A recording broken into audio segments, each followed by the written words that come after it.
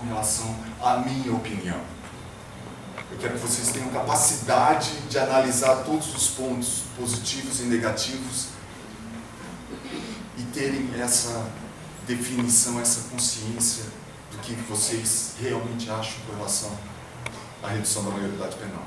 Só para finalizar, a psicanálise diz que nós temos 3 tipos de profissionais: o profissional infantil, o adolescente e o maduro, o adulto. Vou puxar para a minha profissão. O juiz infantil é aquele que, se está na lei, ele aplica. Até 2007, a lei dos crimes hediondos dizia que não tinha progressão, no dia seguinte disse que tinha progressão, no dia seguinte ele aplica a progressão e está tranquilo, está tudo normal. O Tribunal de Justiça decidiu dessa forma, ele decide da mesma forma. O que ele precisa é de uma relação paternal com a lei, com a doutrina, com os julgados. Ele precisa dessa segurança, desse acolhimento, ele precisa se sentir útil, protegido. Qual é o juiz adolescente? É aquele rebelde. A lei diz isso, eu vou fazer diferente. O tribunal decidiu dessa forma, eu vou fazer dessa forma. O livro fala assim, eu vou fazer o contrário. Eu quero mostrar a independência, eu quero mostrar que eu já cortei o cordão umbilical, que eu sou autônomo e independente. E o que é o juiz maduro? É aquele que tem capacidade de analisar a lei, a doutrina, os julgados, analisar o caso concreto e ver o que é mais justo para resolver aqueles problemas. E isso serve de regra para aluno, professor, todas as profissões passam por essas 3 fases. E essa autoanálise que a gente precisa tentar fazer para sempre ser um profissional maduro. Aquele que consegue ver a mídia, esses gráficos, esses dados, essas reportagens e filtrar o que é bom e o que é ruim. Tem o livro O Cansaço dos Bons, que tem uma citação com relação ao padre Wilson, o psiquiatra, do psicanalista Roberto Dalmada, que ele fala assim: todo bom profissional tem um conhecimento técnico. Todo bom profissional, um dos requisitos é ele sabe o que faz. Mas agora vamos fazer uma reflexão. Quem foi aquele último profissional que você cumprimentou, agradeceu realmente com satisfação, assim, aquela balconista que atendeu vocês, aquele dentista, aquele médico? Por que vocês agradeceram eles? E o Roberto Dalmada dá a seguinte dica: porque além de técnica, ele tinha algo de humano dentro daquela tarefa. Aquela balconista que, além de te servir o produto, explicar o produto, ainda colocou algo dela naquela função. Aquele dentista, aquele médico que, além de receitar a prescrição do remédio, ainda teve a capacidade de perguntar: você está bem? Teve a sensibilidade do ser humano, técnica e sensibilidade, cabeça e coração. Talvez isso, no grande debate com relação à redução da maioridade, é pensar: nós estamos pensando tão somente com a cabeça ou conseguindo juntar cabeça e coração? Eu acho que são essas questões que nós precisamos ter debate, e não só em razão da redução da maioridade penal, mas uma reflexão diária. Por que eu estou fazendo isso? Tenho certeza que os senhores e as senhoras estão aqui não para ficar ricos. Tem alguma razão para vocês estarem aqui. E graças a Deus, toda vez que eu vou dormir, boto a cabeça no travesseiro e pergunto: por que eu estou nessa? Me vem uma resposta firme: eu preciso. Enquanto essa for a resposta que vem para mim, eu tenho certeza que eu estou sonhando, que eu estou tentando mudar, que eu estou contribuindo. E eu tenho certeza que se os senhores e as senhoras estão aqui hoje é porque vocês sonham também com essa possibilidade de fazer a diferença para esses jovens. E se os senhores estão sonhando isso, tem uma frase que é atribuída ao Che Guevara, que na época, quando ele se despedia dos seus companheiros, ele se despedia com um até sempre. Não é até logo, não é até breve, não é até daqui a pouco. nós estamos sonhando com esse mundo melhor para essa juventude, nós estamos sonhando junto. Sonhar junto transforma realidades. E é com isso que eu me despeço, agradeço com até sempre. Obrigado.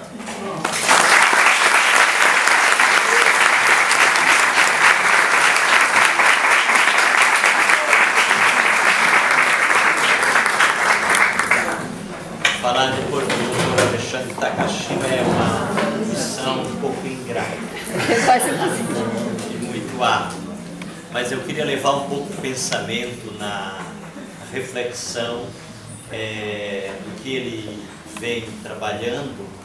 E eu acho que enquanto você vinha se colocando e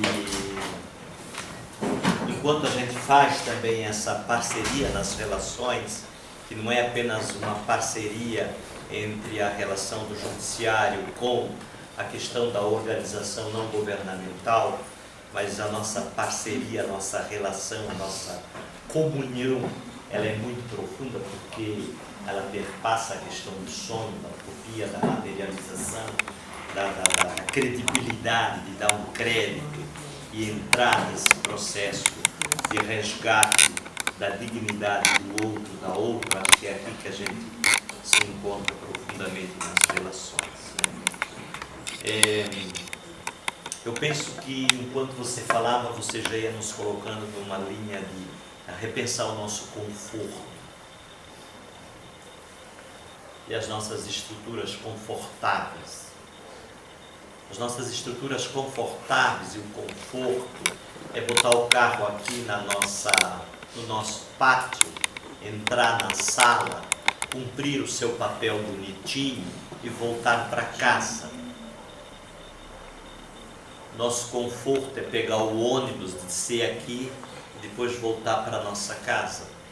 Talvez esse seja o nosso grande conforto de estar estruturado. O nosso desconforto e a nossa capacidade de reflexão é quando a gente é capaz de olhar o que tem por trás desse espaço, esse contexto, esse território, essa realidade em que majoritariamente a nossa comunidade é uma população histórica e negra, que tem mais praticamente o tempo da vida da cidade. E se perguntar por que eu estou aqui, por que eu lido com esse menino, com essa menina, por que eu subo todos os dias para cá? É para ganhar apenas um dinheirinho para eu me alimentar? Ou eu vou muito mais além desse processo? No segundo ponto, por que nós estamos nos encontrando aqui nessa tarde para fazer essa reflexão? É mais uma das reflexões das nossas vidas, é ter mais dados dentro do nosso conhecimento, ou essa tarde ela nos ajuda a fazer um processo de reflexão que tira a gente da zona de conforto, ou daquelas zonas em que eu posso ter uma visão extremamente burocratizada, ou extremamente preconceituosa, ou extremamente achando que a gente tem que eliminar o Alessandro. E talvez o único focal para o Alessandro é que ele cresça e alguém mate ele. Porque o Alessandro ronda todo dia aqui ao redor de nós. E rondou ontem à tarde ainda e criou a bela confusão aqui, né? Então a gente poderia se pensar para além da onde a gente educa esse processo, não? E aí eu queria trazer um elemento extremamente positivo já nesse processo. Eu acho que quando nós reivindicamos e nos apropriamos e arregaçamos as mangas e dissemos ao governo do Estado que ele não é o único a fazer o processo educativo e de que a gente não jogaria essa escola para uma responsabilidade dele novamente, em que o narcotráfico já tinha tomado uma parte dela, e assumimos esse processo como um processo nosso e batalhamos para fazer uma parceria público-privada e assumimos essa escola, é porque nós temos um grande amor ao outro, naquilo que dizia o Dr. Takashima, que é de pensar. Eu não sou casado, não tenho filho, mas se pensaria uma escola para o filho meu ou para minha filha, eu queria essa escola. Eu queria esse espaço.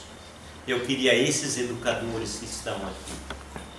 Eu queria aquela alimentação que eu comia ali hoje ao meio-dia. Eu queria aquela biblioteca que está ali. Eu queria essas salas que tem aqui, mas eu queria a convivência que já existe dentro dessa escola. Então acho que quando ele fala como pensar de que este movimento nos leva a um processo de entendimento, de que o ato da amorosidade é um ato extremamente comprometedor da nossa parte, é o que nós assumimos aqui e o que nós fizemos gerir aqui na prática do dia a dia, o que nós produzimos na prática desse dia a dia com este espaço onde nós estamos. E o jeito como nós assumimos isso e recambiamos esse processo e abrimos uma possibilidade, porque esta possibilidade é olhar o contexto do território onde nós estamos e dizer, nós queremos gerar uma esperança, ou seja, materializar a esperança em contrapartida ao processo da violência, do narcotráfico, ao processo da violência onde essa juventude é submetida. E aí eu queria pegar alguns pontos assim. Acho que um ponto que a gente tem que pegar a partir do que falou o Dr. Takashima é que a gente tem que pegar o ponto da cultura da desigualdade social. A cultura da desigualdade social, ela naturaliza que de 2 em 2 dias caiam esses Boeing com 300 e tantos jovens e matam, e a gente diz, é natural. Ou seja, a gente ainda diz uma outra coisa, caiu porque eles fizeram alguma coisa. São suspeitos.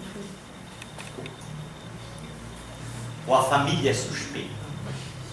Quando é assassinado um jovem, a gente diz exatamente isso. Alguém é suspeito, estava no narcotráfico, levou bala. Não tinha outra saída.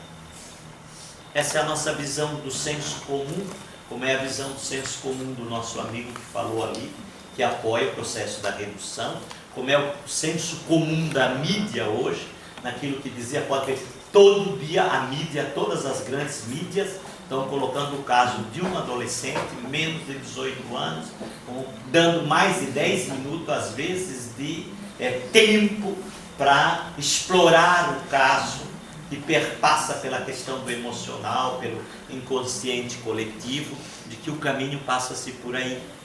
Então tem uma coisa que, culturalmente, nesse país, e as instituições, né, ajudaram a fazer esse processo, que é o processo da cultura da criminalização. E aí nós criminalizamos a vítima do processo. A gente vitimiza a vítima e criminaliza a vítima, expurga a vítima, e a vítima tem de ser expurgada do processo, ou seja, tem de ser eliminada desse processo, essa vítima, né? E aí eu acho que esse é um elemento fortíssimo para nós, a partir da tua fala, que nós não podemos naturalizar a desigualdade social nesses processos que foram incorporados na nossa vida pelo processo histórico, antropológico, porque se nós formos ver lá no fundo de onde nasce a violência nasce do estupro, porque os filhos brasileiros são filhos do estupro. Assim nasceu a nossa nação. O estupro do branco sobre a negra, o estupro do branco sobre a indígena. Assim nasceram os primeiros filhos brasileiros. Então, analisar pelo viés da antropologia a problemática é importante para entender por que a gente naturaliza a injustiça, naturaliza a desigualdade. nós naturalizamos e não nos indignamos. Talvez como educador ou como ser humano que tem consciência, a gente tem de se indignar diante de qualquer ato. E aí vem a minha indignação no processo, do meu processo histórico de vida e do meu entendimento, que em 2002, no ano, eu fiz 80 funerais de morte violenta, e para mim chegou a um ponto que os funerais de morte violenta me causavam asco, repugnância, ânsia de vômito. Para ir para o cemitério, eu ia sempre ia, nunca deixei de não ir, porque eu pensava de que talvez, e aí pensar esses funerais de outras formas, de que haveria outras possibilidades, né? Era pensar de que num funeral de assassinato, sempre a mãe é aquela que diz o que eu não fiz, por que ele morreu assim, o que eu não dei para ele. A mãe se culpa. Pode ver em todo funeral de assassinato, a mãe se culpa. Quem se põe na linha da vitimização dessa vítima, que se põe na linha da crucificação, é a mãe. Porque a mãe diz o que eu não dei para ele, né? Então, para mim, nos atos dos funerais era tirar esse drama da mãe, que era perguntar como é que tinha nascido, como é que tinha vivido, como é que tinha crescido um pouco esse menino. E depois era perceber de que sempre aquele conjunto que vai daquele grupo ao ato do funeral pudesse se comover com a mãe. Geralmente há uma comoção muito grande com a mãe e quem está na rede da gangue, porque frente à fala da mãe há um choro. E para mim eu queria chegar ao choro dos jovens que carregam a alça do caixão, que são os seus amigos. E a pergunta sempre era: quem deu o direito de matá-lo? E a resposta sempre era: ninguém deu o direito de matá-lo. Ele é o nosso amigo. Agora, quem dá o direito de vocês matarem um outro? E depois a conversa era: quem roubou nossos sonhos? E a última conversa no final era: a gente ainda pode sonhar? E aí vinha a conversa de que sim, que a gente poderia sonhar. E que já estávamos sonhando. Porque talvez aquele que estava ali, o irmão dele já estava dentro de um projeto nosso fazendo uma faculdade. E a gente perguntava: mas são irmãos? Está num projeto social, mas são irmãos? O que se passou com um e o que se passou com o outro? E aí eu quero pegar um gancho que o Dr. Takashima levantou ali, que eu acho que tem de ser uma pesquisa profunda nossa hoje, que é: a gente conhece as juventudes.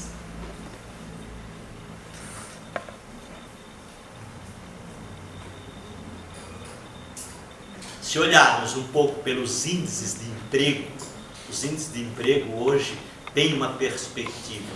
Aí a gente tem de pensar como é que nós lidamos com o desejo do jovem. Como é que nós lidamos com as questões que envolvem o jovem dentro da visão hoje da pós-modernidade, né? Dentro desse momento da questão do consumismo, do individualismo, dessa dimensão tão profunda hoje, líquida, de que tudo são experiências muito líquidas.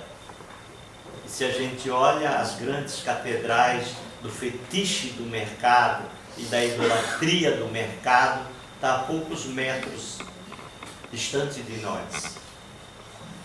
E todos nós vamos adorar o fetiche do mercado, porque o que é a exposição da mercadoria num shopping center, se ela não é a exposição da idolatria do mercado? E aí entender um pouco os mecanismos que produzem esse tipo de cultura nessa sociedade que a gente vive, e entender a problemática das juventudes, e entender por trás, para mim sempre por trás de todo ato violento há um grito de socorro. E aí pensar a partir dessa reflexão, como diz o Takashima, é pensar sem dúvida rompendo com a visão, dessa visão talvez. Pensar esse processo nessa perspectiva é pensar aqui a responsabilidade das juventudes não está só na mão do Estado, não está só na mão das políticas públicas, está nas nossas mãos, porque é uma questão de legado. E o legado é o que nós deixamos passar por nós. Essa é a questão. O que eu deixo passar por mim ao longo do processo, ao longo da minha história, ao longo da minha vida, né? O que a gente deixa como educador, como educadora, o que eu deixo passar por mim? Não é o que eu me aproprio, não é o quanto de coisa tenho, é o que passa, é o que eu deixo passar por mim, que mexe, que contagia, que se apropria, não? Pensar, eu acho, a partir desse ponto, né?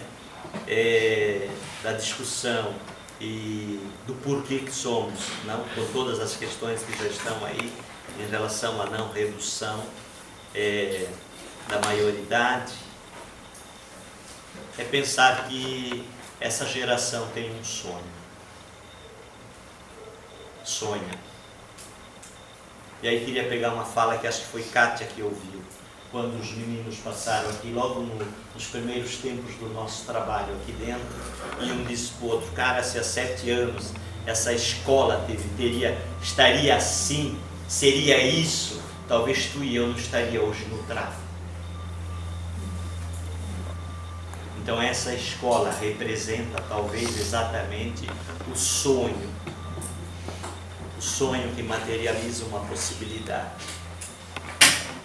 Então estar nessa escola e fazer processos de educação aqui e olhar o contexto desse território, dos territórios, e pensar a nossa atuação nesse micro aqui dentro do morro, na relação com a rede dos macros, né?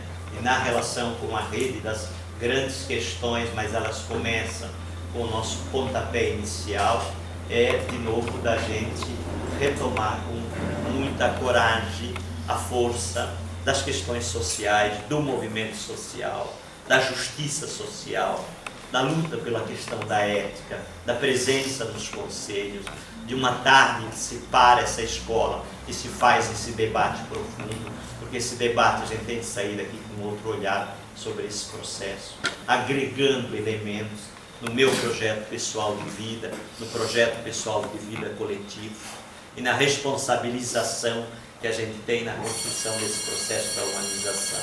Não? Eu queria incrementar um pouco, só para instigar mais ainda o debate, porque eu penso que hoje, e aí eu acho que é fundamental ter as boas práticas, por mais pequeninas que elas sejam, mas a gente tem de dar luz às boas práticas. E aí eu acho que quando a gente se encontra e faz parceria e encontra-se lá em cima na sala da corregedoria, onde está o Dr. Takashima, que é apenas um espaço físico, mas que o seu chão não é lá, porque vive encharcado da vida dos adolescentes e dos jovens, e por isso pode pensar uma outra perspectiva, pensar a partir da pele deles e do diálogo com eles nesse processo, é que a gente começou a pensar de que talvez o caminho da justiça restaurativa e o caminho da justiça cidadã pode ser um outro. E aí quando a gente tem uma boa prática, tem uma experiência, a gente tem possibilidade de trazer um seminário internacional para dentro desse espaço.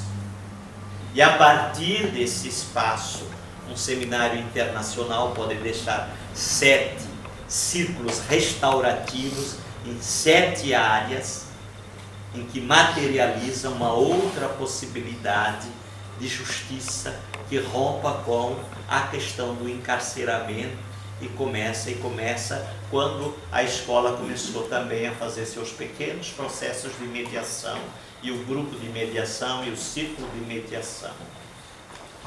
Então pensar que dentro desse contexto, deste caos criador, Paulo Freire diz que é um caos criador, E o Eduardo Galeano diz que esta barriga, que é a humanidade, ela tem todas as contradições dentro dela, né?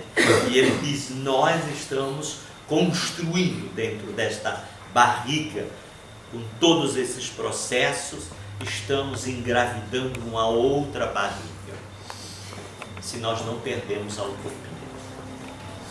E ele diz que a utopia é para caminhar. A utopia serve para caminhar. A utopia não é para ficar na linha do conforto. E quem entra neste movimento vai morrer, vai envelhecer, extremamente fecundo, mas vai morrer dando a vida para construir esta utopia, a materialização dessa esperança por um outro caminho.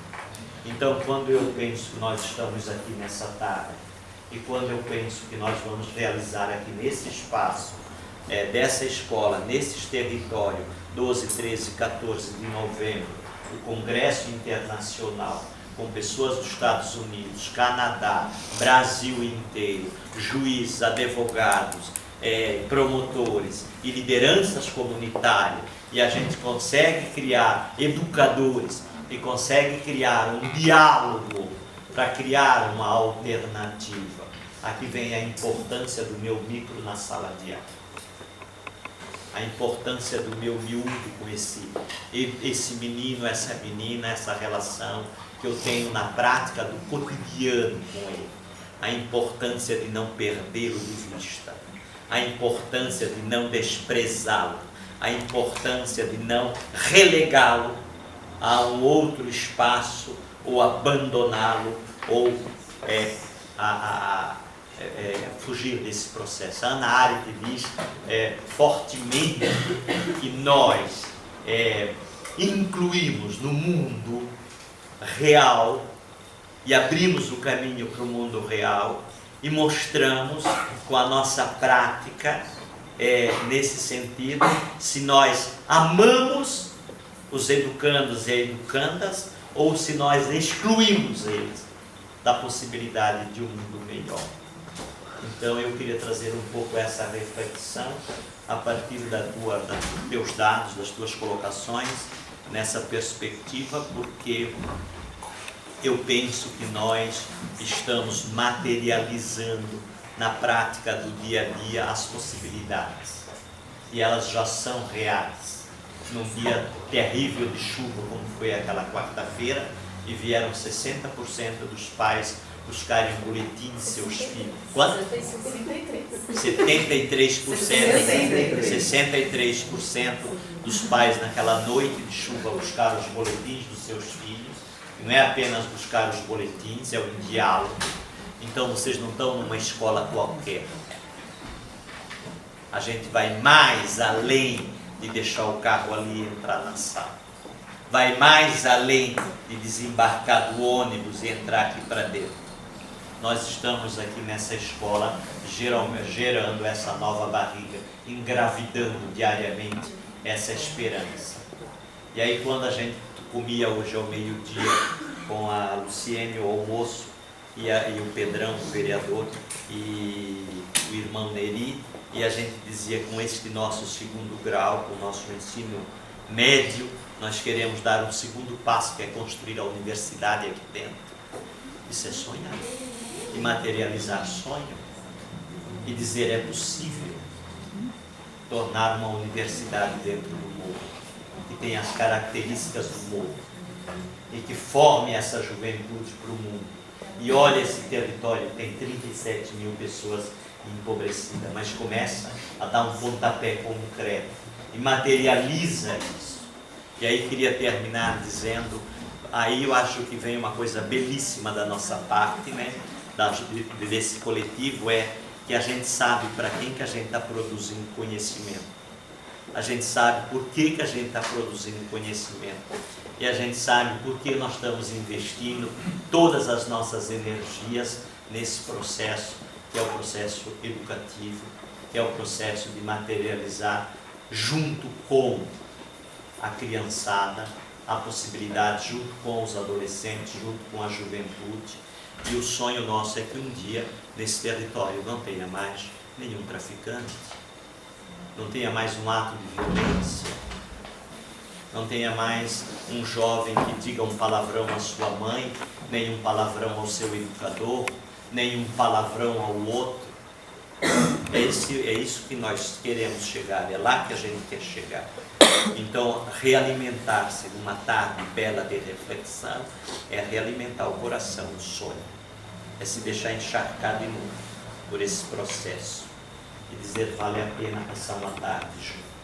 Eu acho que aí quando a gente tem um juiz como o Dr. Takashima, né, que não é apenas um juiz, mas é o nosso grande parceiro de utopia, de sonho, que sonha isso junto e vai abrindo, vai rompendo nessas fendas do tempo, que nós trabalhamos nas fendas do tempo e não temos medo de mexer com as fendas e entrar nessas fendas, na dimensão dos 3 profissionais que ele dizia ali, né? E aí e termino dizendo, nós não fizemos o pacto com a mediocridade. Talvez passar pela terra e dizer assim, eu passei por essa terra, mas não fiz pacto com a mediocridade. Eu me dei porque acreditei e porque fico nos outros. Nós ficamos nos outros e nós queremos permanecer nos outros. Talvez esse é o grande sentido da ressurreição. E aí queria trazer a mãe de Takashima, porque a mãe de Takashima foi uma grande assistente social, combativa, militante, e talvez hoje Takashima é isso, porque com 7 anos ele subia esse morro para tocar flauta. Então vale a pena o processo educativo nessa caminhada, porque Dona Genilma está dentro de nós. Então, vejam, nós ficamos nos outros. Talvez esse é o grande sentido da ressurreição que a gente nunca entendeu.